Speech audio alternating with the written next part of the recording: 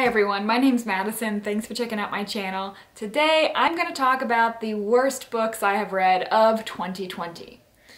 Now, I know that sounds like I'm being a little bit of a Debbie Downer, but I hope to do a best books of 2020 in a couple of weeks, so just bear with me. It's been a rough year for everyone, and I want to complain a little bit about these books that I have in my hand here. It's been a rough year for all of us, but even through the beginning part of COVID, I was actually doing really well on my reading goals and definitely keeping up to pace. But in June, we moved from Alaska to Virginia, and I had a pretty difficult time with that. And then my husband and I both started new jobs, and I transitioned from working in private schools to working in the public school system. And the public school system in the county where I'm living is all online. So it's been a rough second half of the year, and I am nowhere near close to reaching my reading goal, especially for the second half of the year. So like normally my goal is 52 books, and I'm at 36 books, and based on what I've done so far and the book I'm currently reading, I'm gonna read one more book this year. So definitely not gonna meet my goal. And I was really disappointed with that. But as I was looking at my list of books that I've read so far this year, I was encouraged because the majority of them were 4- and 5-star reads, but I felt so frustrated with my reading this summer, I think because I was a little depressed, but also because right at that June, July mark, I read a couple of just terrible books. And those have stayed at the bottom of my list. They are my 1- and 2-star reads. And so those are the ones I want to talk to you about today. I'm going to start with one that should not have been a surprise to me, but was still a surprise to me. Bare Bones by Kathy Reichs. I love the show Bones. I think it's hilarious, and I have just thoroughly enjoyed it for years and years. And so I've read probably 5 or 6 of the other Kathy Reichs books. They're never great, but this one was just exceptionally bad. The writing is not good, and the story was not good. And then she likes to kind of plug in these little morals, like moral of the story. Not great either. So this was my 1-star read of the year. Terribly written, terrible book. And so I just thought I would share that one to begin with. I still have to ask myself, will I read more Kathy Reichs books?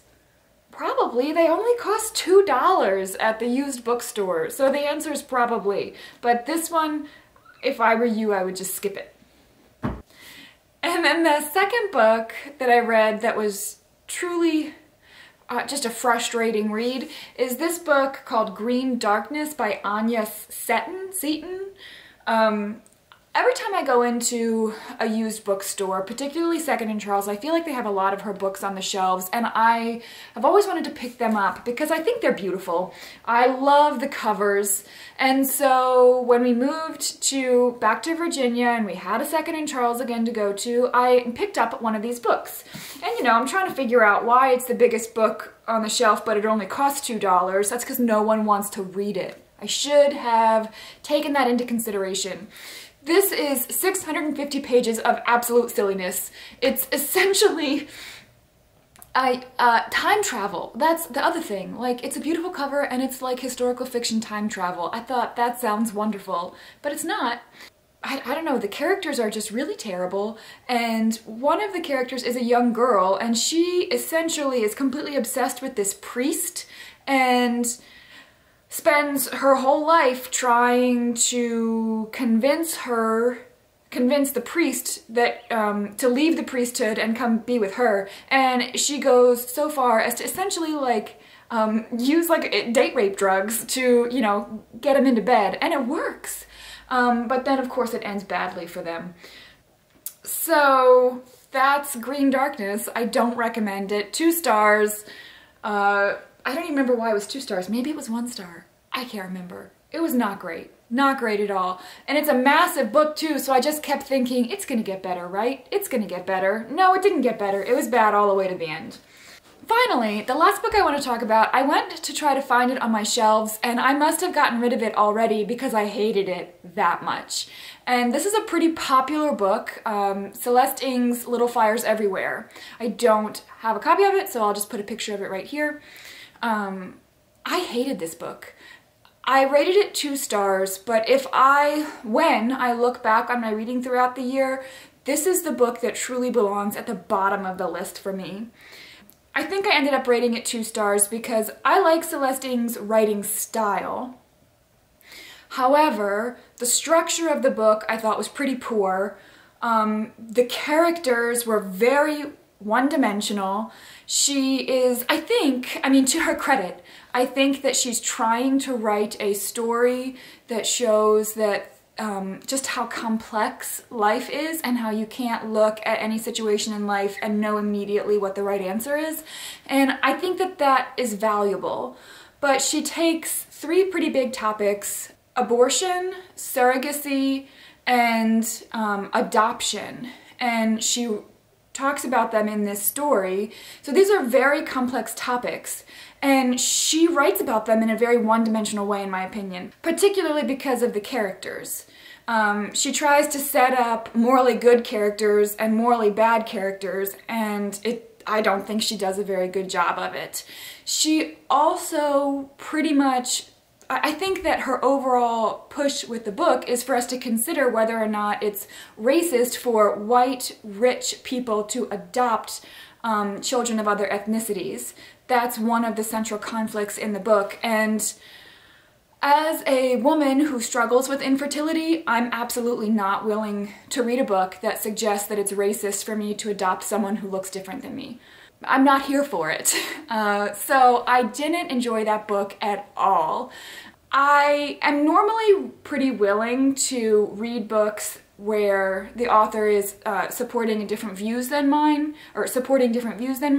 but in this case, not only were the moral and the themes pretty reprehensible, in my opinion, but the writing wasn't strong enough to carry it off. And the characters weren't strong enough to convince me to see anything from their perspective. So overall, hated it. Did give it 2 stars because, again, Celeste Ng, I appreciated her style at the very least. So I read all 3 of those books this summer during a very transitional time in my year, and it really just killed my reading year. I had a really hard time getting back into, real life after the move, especially because I didn't get to go back into school for my work. I have to stay here and work in my little office, but at least I have an office now, so that's kind of cool. So overall, it's been a tough year for everyone. I've gotten to learn a lot about what it means to be thankful in very frustrating circumstances. I definitely think that's what I'm learning about this year, is like, just through all the disappointments that life can throw at you, there's still so much to be thankful for. Even when I willingly choose to read terrible books. Because that's the other thing. I finished each and every one of these books by choice. Why? Could I not just DNF them? I don't know. That's for another video. But anyway, thank you so much for watching. I'd love to hear about the worst books you have read this year, and then soon I will film a video about the best books I've read this year, because I do have a few to talk about in that category as well. I hope you all have a great day and a wonderful week, and I will see you soon. Bye!